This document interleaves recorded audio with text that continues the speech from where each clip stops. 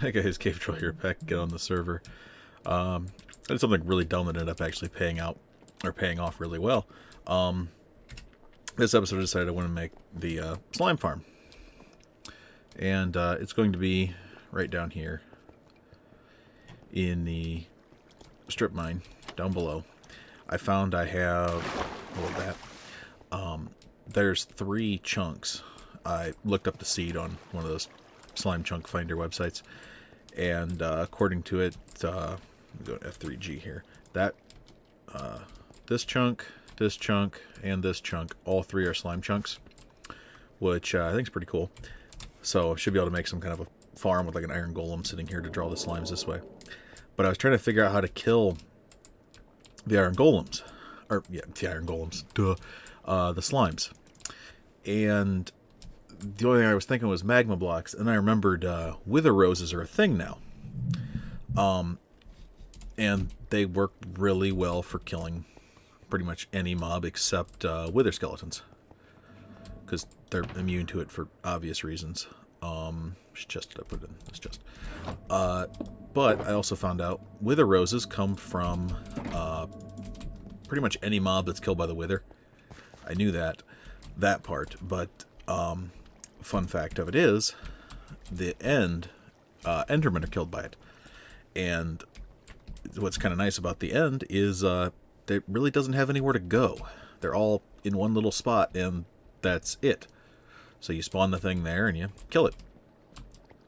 But first, you just fly around with your elytra and let it run on a rampage for a little while, and beat up a bunch of the Endermen. Once it kills a handful of them, you end up with a bunch of wither roses. 'Cause it's like 1 in 10 or something like that will drop a wither rose, something in that area, to that effect. But the thing is that I was worried about here was having enough room under this area over here. There's a trick to remove bedrock. I removed a little bit here because I was going to make it like a water channel. It's just take a piston, some TNT and whatnot. There's a bunch of videos on YouTube you can look up to see how to do it. And I popped a couple of blocks out there because I had a bunch of different ideas. Oh, excuse me, on how I want to do this. But I've decided now that this will probably be the easiest way, because hoppers can pick up directly through soul sand. This way I don't have to use like magma blocks or anything stupid. I can just drop down the soul sand and drop down some wither roses like this. And it does a very nice job of killing the slimes. And I can also pick up the drops right through the soul sand, because hoppers underneath it work. Because of how soul sand isn't, like when you step onto it, you move down a little bit. It's the same way with farmland. You can put hoppers under farmland and achieve the same aspect, which is kind of nice. So I'm probably going to be building this farm this way. I'm going to go. I gotta modify. I dug out this floor right above here, so because I've got to modify it a little bit, because my upper floor of the strip mine, this next floor up, I only made 2 blocks high instead of 3, which was kind of a mistake. Should have made it 3 blocks high. So I had to go and dig this out. I dug it out at the chunk borders here, so I can just add the floor 1 higher, move the next floor up 1 higher, and then I'm set to just start digging floor after floor after floor the whole way up, and it should be good to go. And then I'm going to put out in the middle here, kind of like straight out from here, straight out from there, like where that torch is there'll be an iron golem standing on every single floor the whole way up to the top. That way, and whenever the slimes spawn, it gives them something to aggro to, because slimes will attack any, like, effectively village mob. For some reason they attack iron golems. I'm not sure why. Not a whole lot of things will aggro an iron golem, but slimes do for some reason. I'm not sure why, but it's a good way to get slimes to jump off of a platform like this.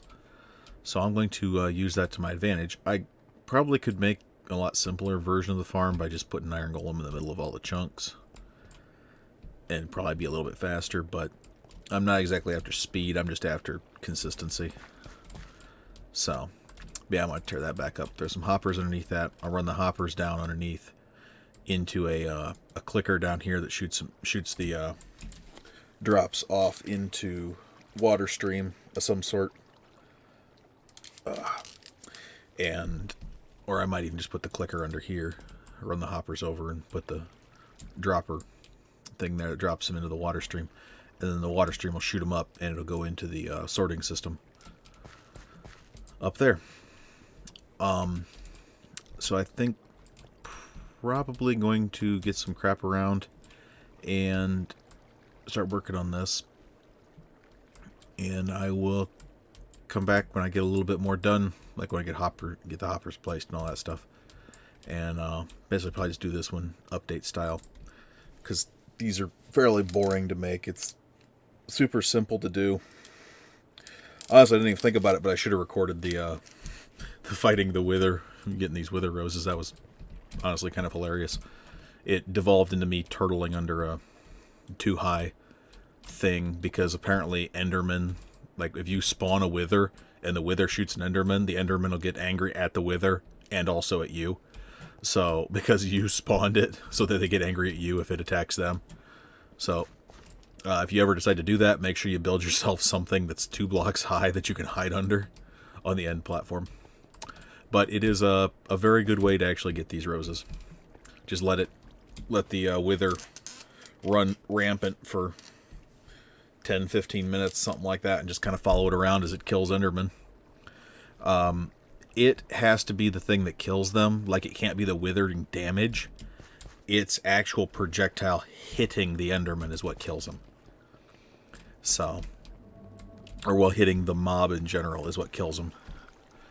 So I've been debating on, because I know where our one of those things in the end, the portals in the end that take you out to the far islands, are one of them. When you go over to it, there's just a couple hundred blocks away, there's another one right there beside it. So I figure I can use that to make a holding cell for a wither, and just make a kill chamber, or a spawning platform for Enderman. So you can do just a really quick and easy, like they drop, they fall, and they get hit by the wither. So as soon as he just hits them and one shots them, pretty much the same way my Enderman farm, it's already a thing, works. So, but yep, this is going to be our plan for this episode. So I'm going to get some stuff around and get going on that. So I will be right back.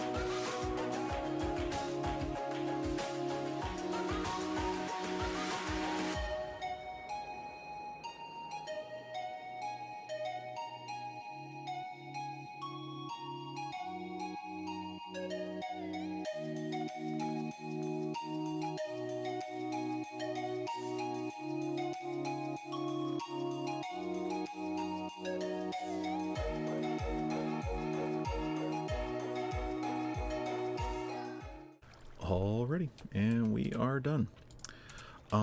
Yeah, I just decided to do it as a quick time lapse, because I don't want this video to be super insanely long. I want to try to keep it under 30 minutes. Because right now should be about 15 minutes in right now, something like that. Yeah, very simple, no frills slime farm that works, as you can see. It's not super tall. Don't need much more than that. I might add another layer, but I don't think slimes spawn any higher. That's why I stopped. I remembered that as like, I don't think slimes go much higher in their spawning. They only spawn fairly low in the world. But because this is a swampland, I believe this is still a swampland, right? Where's the thing at? I'm not sure. I don't. Oh, yeah, there it is. Minecraft swamp. It's right here. Actually, I don't think you can see my mouse with this recording, but yeah, over this way is where it was.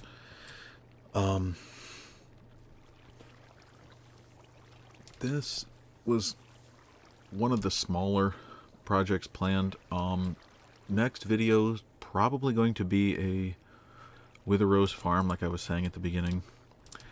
It's a very simple farm, making the end. And you take the, those... Why do I keep walking here? Those things are louder. What the heck? But, yeah, you take just a typical no-frills Enderman farm, and you make them fall a certain distance so the Wither shoots them, and all it has to do is hit them one time and it kills them. So it pretty much guarantees that every single Enderman it kills, it'll drop a rose. So you can fill a double chest with Wither roses really quick. That's going to be one of the next quick, simple projects. You take those, the portals, when you kill a dragon, the portals that it spawns that you jump through to go out to those far land things. Take one of those and you grow a mushroom beside it in just the right spot, like a big mushroom, and it'll delete the portal. So you can trap the Wither in one of those, give him a little cage kind of thing. And you're able to kill him. This is I don't remember if I showed this or not.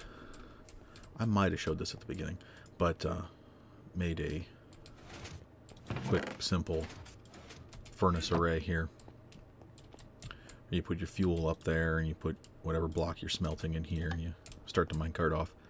I put it on a switch because I've had this problem with minecarts, especially ones where you see how this crosses a chunk border.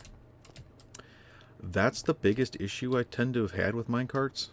See, my furnace carts up here, they do cross a chunk border, but only briefly.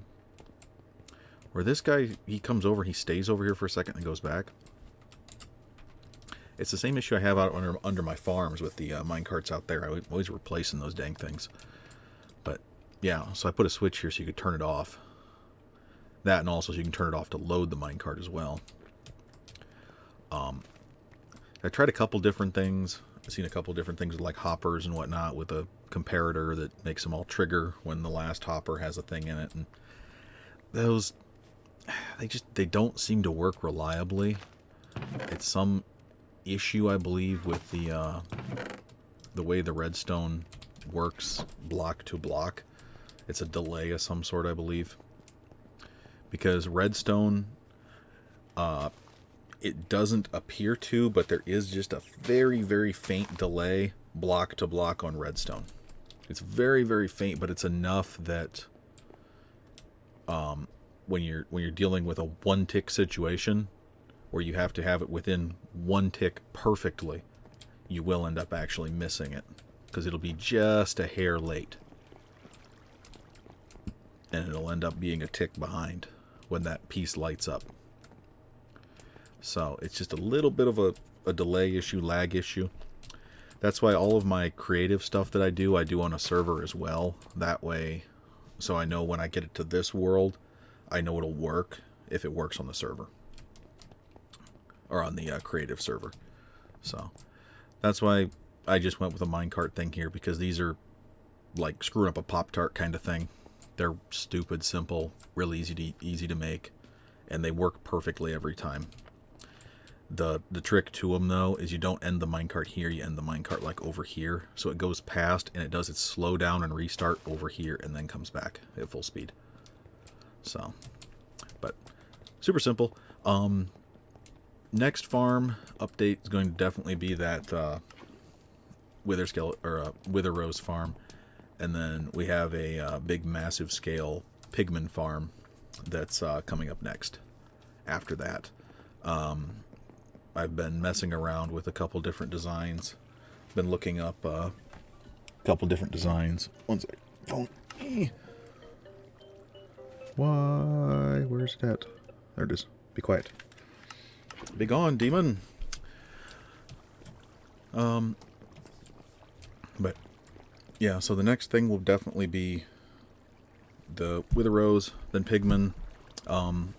There's a couple different designs. What the heck? That have been floating around for Pigman farms, and this is one of the more advanced ones that's been floating around. Is what I'm copying this one off of.